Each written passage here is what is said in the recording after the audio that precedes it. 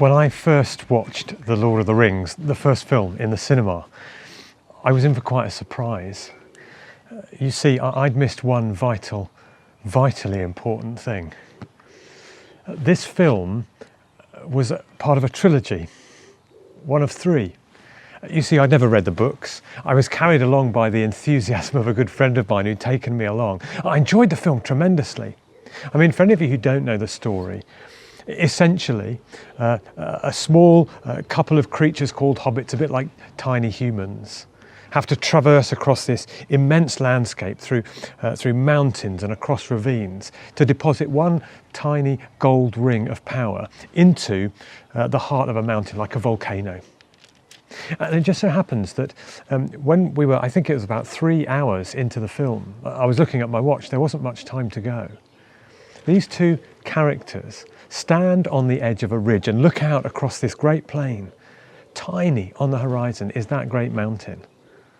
I look at my watch and think, they've got an awful lot to do in just a few moments before this film ends if they're going to get there and get that ring in the mountain. Well, of course, if you know the story, you'll know that that really is the unfolding of the next two books. But for me at that moment, it seemed like a genuinely impossible task. I wonder if you can feel the same way about the task the Lord Jesus has given you and me of making disciples, calling people out to follow him, to lay down their lives, take up their crosses and make him their Lord. I certainly felt the same as a young child at school, taken to a great high wall inside a bit like an outdoor squash court, and told that in just a few moments' time we'd be climbing onto the roof and I'd be abseiling my way down that wall. It felt like an impossible task.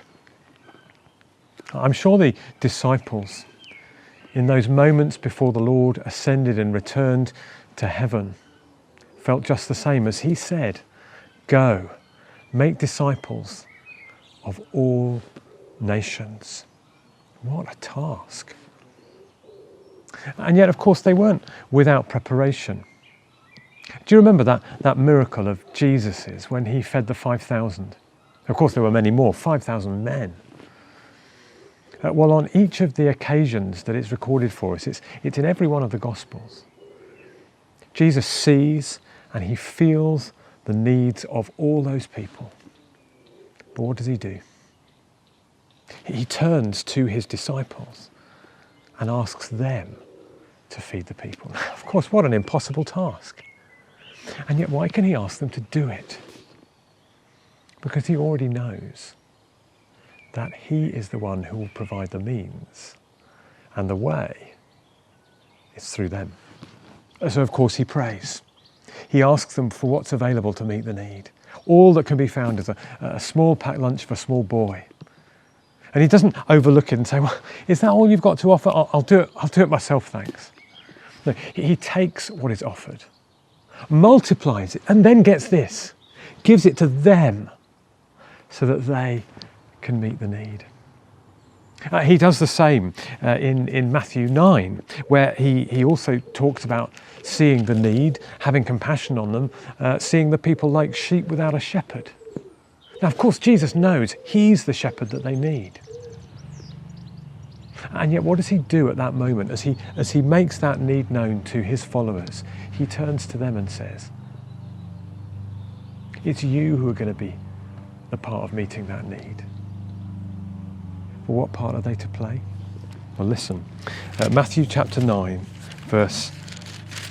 I'll start from verse 36. When Jesus saw the crowds, he had compassion on them because they were harassed and helpless, like sheep without a shepherd. I wonder, is that the way you see the people around you? Harassed, helpless, predominantly because they need someone to lead them back to the truth, to bring them home. Well, then he said to his disciples, see, he goes to them. The harvest is plentiful, but the workers are few. And then he does this. He says, ask the Lord of the harvest to send out workers into his harvest field. Do you see what he's doing there? He's showing them the mountain of need, even as he's telling them that they're going to be the ones he's chosen to meet it. But no sooner has he done that than he reveals the way they'll do it. It's not on their own, but it's through his power and strength. How striking then, that great commission afternoon there on the mountainside. What did he leave ringing in their ears? Go make disciples of all nations, for I am with you to the very end of the age. They just had to step out, begin the journey, take the next step on it, trusting that he would do what is promised. And that is the deposit that you and I have had handed down to us. Oh, as we consider the need all around us in this area and across the world, so many millions of people trapped in darkness, far off, harassed, helpless, in need of a shepherd. And Jesus has chosen to hold out his shepherding arms through you, through me, through us together. We've got an exciting opportunity, in fact, as a church, along with Christchurch, Westbourne and others in the locality. From the 14th to the 16th of May, Rico Tice is going to be here. On that Saturday in between, that morning, put it in your diary, the 15th. Because on a Zoom call, Rico's going to join us live. And he's going to help train, equip, encourage and stir us to see what we can do together to step out for the Lord Jesus Christ. And then why not make the most of the opportunity that Friday evening and the Sunday morning will afford to invite people you know to come and hear the good news of the shepherd.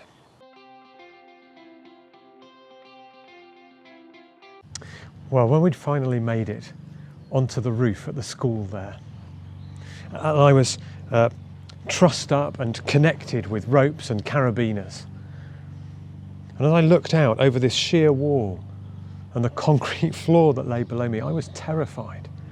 As I began to lean back, everything in me wanted to hold back. But I did go. Shall I tell you why? Because the person who was encouraging me to step out with confidence, I could see him there, holding the other end. As the Lord Jesus challenges you and me to first see the need around us and to trust him to use us to meet it, he is urging us to step out and to trust him. The Lord Jesus is with us to the very end of the age. Just think what he's planned to do through you.